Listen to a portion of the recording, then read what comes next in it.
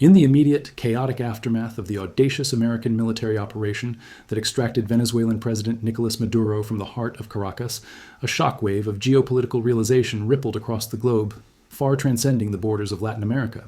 The operation, a surgical strike executed with terrifying precision against a fortified presidential compound in the Venezuelan capital, resulted in the forcible removal of a sitting head of state, an event that instantly rewrote the rules of engagement for regime change in the 21st century.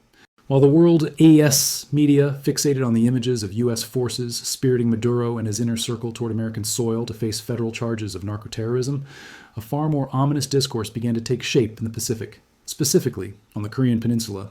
Here, the implications of this raid were being dissected with existential urgency.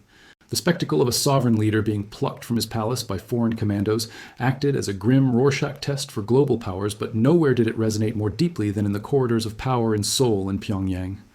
It was in this charged atmosphere that Lee Jun-seok, a prominent figure in South Korean politics and leader of the opposition Reform Party, articulated what many strategists were whispering but dared not say aloud. In a widely circulated digital manifesto, Lee presented a provocative juxtaposition, a synthesized image depicting an American soldier apprehending Maduro placed alongside a hypothetical rendering of North Korean Supreme Leader Kim Jong Un, appearing visibly shaken, clutching his head in disbelief at the fate of his Venezuelan counterpart. This visual provocation was not merely political theater, it was the preamble to a harrowing strategic question. Lee's accompanying analysis drew a direct, terrifying parallel between the legal justifications used by the United States to target Maduro and the potential indictments that could be leveled against the Kim regime. The American Department of Justice had effectively reclassified the Venezuelan state apparatus not as a sovereign government protected by diplomatic immunity, but as a transnational criminal enterprise involved in cocaine trafficking and the laundering of illicit proceeds to fund terror. Lee argued that if this legal framework effectively stripped Maduro of traditional sovereign immunity, the exact same logic could be weaponized against Kim Jong Un. For decades, the Kim regime has been accused by the international community of operating essentially as a criminal syndicate with a flag. The accusations are vast and documented: industrial-scale manufacturing and export of methamphetamine and opiates through the infamous Office 39, the counterfeiting of U.S. currency, the so-called supernotes, and the orchestrating of massive cyber heists and cryptocurrency theft via the Lazarus Group to bypass global banking sanctions. If the rationale for the decapitation strike in Caracas was the criminalization of the state, then Pyongyang theoretically stood next in line on the target list. This realization immediately forced a reassessment of the American security architecture. The question that dominated the discourse at Econ Empire and global think tanks in the subsequent hours was whether the United States possessed the capability and the will to replicate the Caracas raid in Pyongyang. Could a similar strike force penetrate the Hermit Kingdom, navigate the densest air defense networks in the world, and extract the Kim dynasty? On paper, the conventional military disparity is laughable. The United States military operates with a budget hovering near $1 trillion, dwarfing the Korean People's Army by orders of magnitude. Kim Jong Un is, arguably, a far more destabilizing figure to American interests than Maduro ever was, and his removal would solve a generational security headache for Washington. And yet, as the dust settled in Venezuela, the consensus among high-level defense analysts remained steadfast that such a scenario in North Korea is virtually impossible. The reason for this immunity is not diplomatic, nor is it moral. It is entirely ballistics-based. The history of why Maduro is in a jail cell in New York while Kim Jong Un remains secure in his palace is the history of the single most effective insurance policy ever devised, the nuclear deterrent. But to understand this, we must look at the economics of survival that North Korea has mastered, a topic central to our analysis here at Econ Empire. To understand why the door to a military solution in North Korea has been welded shut, one must look back to the pivotal turning points of the early millennium, a period where American foreign policy decisions inadvertently accelerated the nuclearization of the Korean Peninsula. The tragedy of the current standoff is that it was not inevitable. There was a fleeting moment, a window of opportunity at the turn of the century where a different path seemed possible. On June 13, 2000, a date etched in diplomatic history, South Korean President Kim Dae-jung landed at Sunan International Airport near Pyongyang to be greeted by Kim Jong-il. It was the first meeting of its kind after 55 years of bitter hostility. This summit was the crown jewel of a year of unprecedented North Korean diplomatic outreach, which saw the reclusive state engaging with China, Russia, and even hosting U.S. Secretary of State Madeleine Albright. The architect of this thaw was the Clinton administration, which had managed to freeze North Korea's nuclear ambitions through the 1994 Agreed Framework. This fragile peace, however, was destined to be short-lived. The transition of power in Washington in January 2001 from Bill Clinton to George W. Bush marked a violent pivot in strategy that would have catastrophic long-term consequences. Almost immediately upon taking office, the Bush administration dismantled the diplomatic architecture left by its predecessors. While Secretary of State Colin Powell initially signaled a desire to continue the engagement policies of the Clinton era, he was publicly undercut by President Bush, who declared firmly that the United States would not continue negotiations with the North. Driven by a neoconservative ideology that viewed the agreed framework as appeasement, the new administration adopted a stance of confrontation. Bush famously labeled North Korea as part of an axis of evil, alongside Iraq and Iran in his 2002 State of the Union address. This was not just rhetoric, it was a signal of intent. When Bush visited the demilitarized zone and peered through binoculars at the North, declaring readiness for conflict, the regime in Pyongyang interpreted these signals not as a warning to disarm, but as a confirmation that their survival depended on the very weapons Washington sought to eliminate. The American abrogation of the agreed framework, ostensibly due to intelligence reports of a covert uranium enrichment program, provided the North Koreans with the perfect pretext to expel inspectors, unseal their fuel rods, and sprint toward the bomb. The collapse of diplomacy in late 2002 was not merely a breakdown in communication. It was the beginning of a high-stakes race between American interventionism and North Korean nuclearization. When the United States halted fuel oil shipments, a key component of the 1994 deal, North Korea retaliated with a sequence of escalations that were calibrated to demonstrate absolute resolve. They declared their withdrawal from the Nuclear Non-Proliferation Treaty, NPT, becoming the first nation in history to invoke the treaty's withdrawal clause, effectively tearing up the rulebook of international nuclear containment. At that specific historical juncture, the world waited with bated breath for the American military response. The Bush Doctrine, after all, was predicated on preemption, the idea of striking threats before they fully materialized. However, the response never came. The reasons for this American paralysis in the face of North Korean provocation reveal the cold calculus of war, a calculus that the Kim regime understood better than anyone else. Deep within the Pentagon, war games and simulations were painting a grim picture of what a conflict on the Korean peninsula would entail. Unlike the deserts of Iraq, where the terrain favored American air superiority and armored divisions, the Korean theater is a nightmare of density and artillery. Briefings given to senior State Department officials at the time indicated that a war with North Korea would result in hundreds of thousands of casualties in the first 90 days alone. The North Korean artillery batteries, dug deep into the Granite Mountains just north of the DMZ, held the South Korean capital hostage. This tyranny of proximity meant that any U.S. strike on nuclear facilities would trigger a retaliatory barrage that would level Seoul, one of the world's most vibrant economic hubs. Furthermore, the timing was decisive.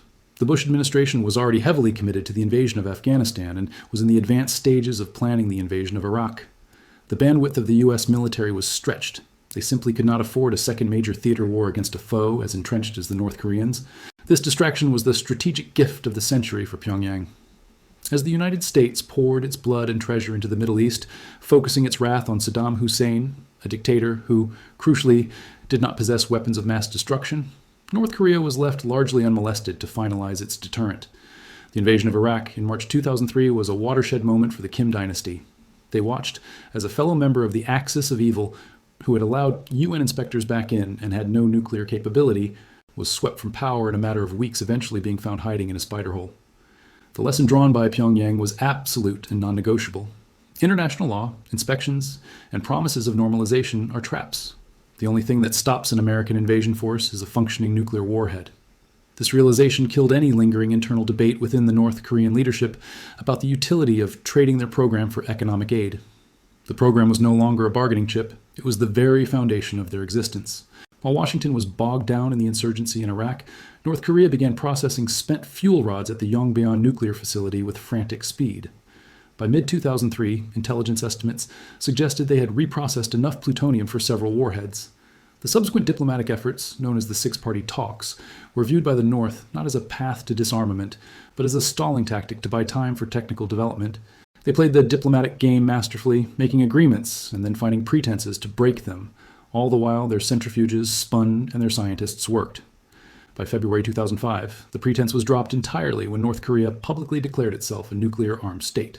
This declaration was met with more sanctions, but, as we often discuss on Econ Empire, sanctions have diminishing returns against a command economy willing to starve its population to feed its military.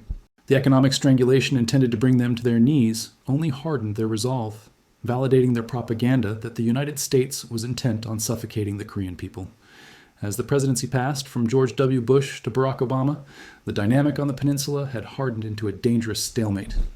The Obama administration keyed this policy of strategic patience, essentially waiting for North Korea to collapse under the weight of its own economic mismanagement, proved to be a miscalculation of the regime's resilience. Far from collapsing, the regime managed a hereditary succession.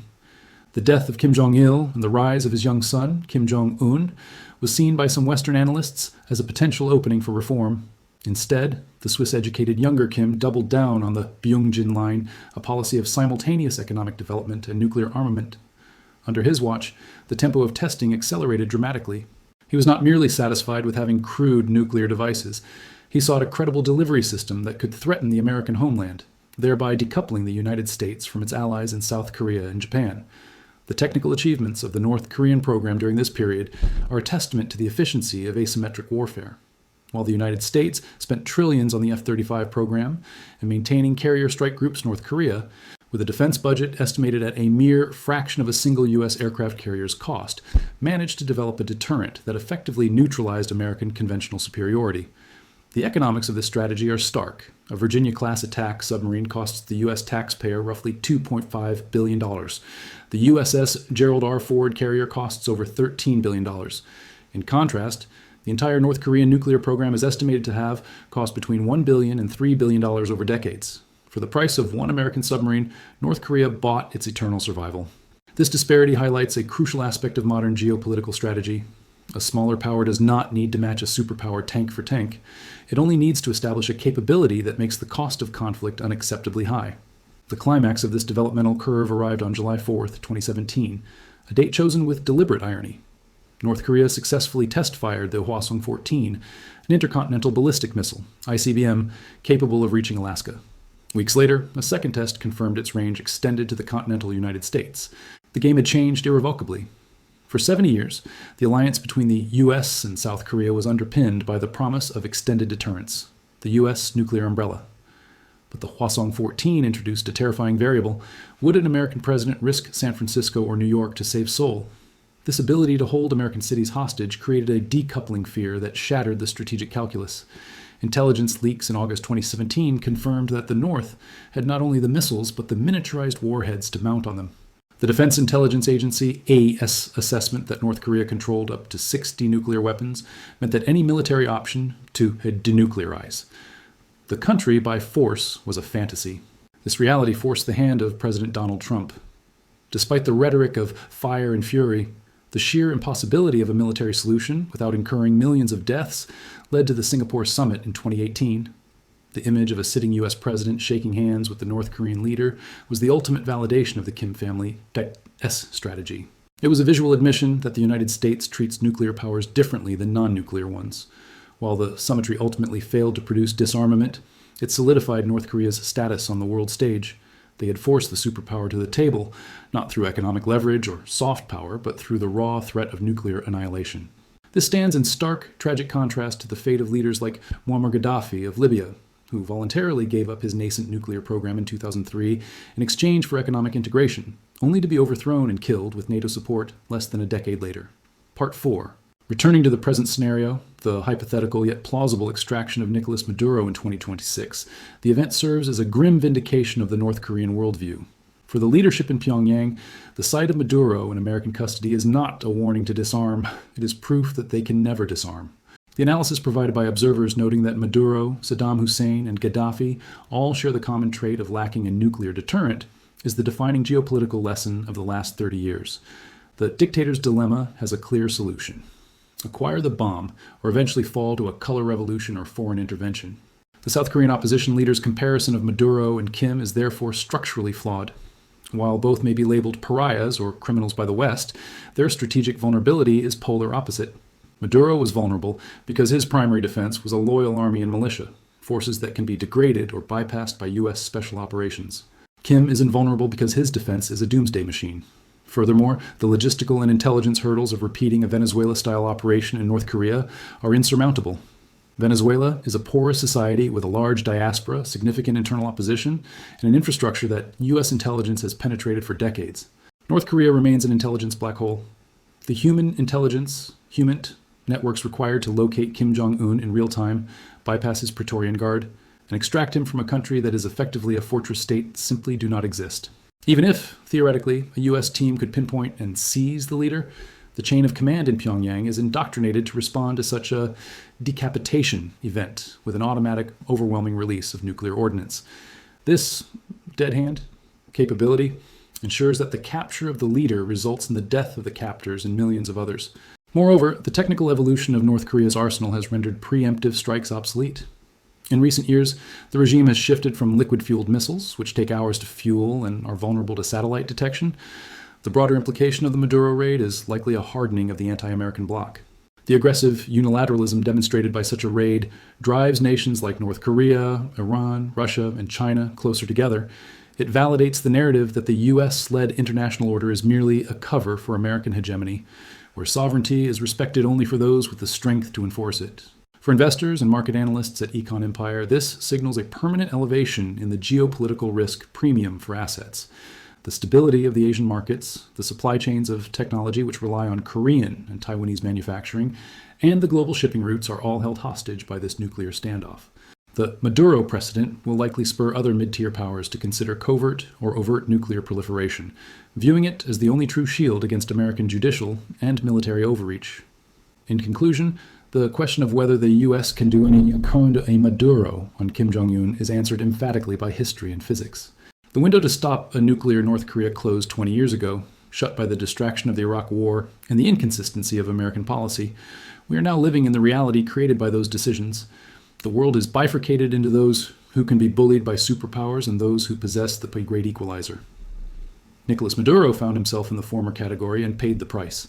Kim Jong Un sits securely in the latter, watching the news from Caracas not with fear, but with a grim satisfaction that his grandfather and father chose the path of the atom.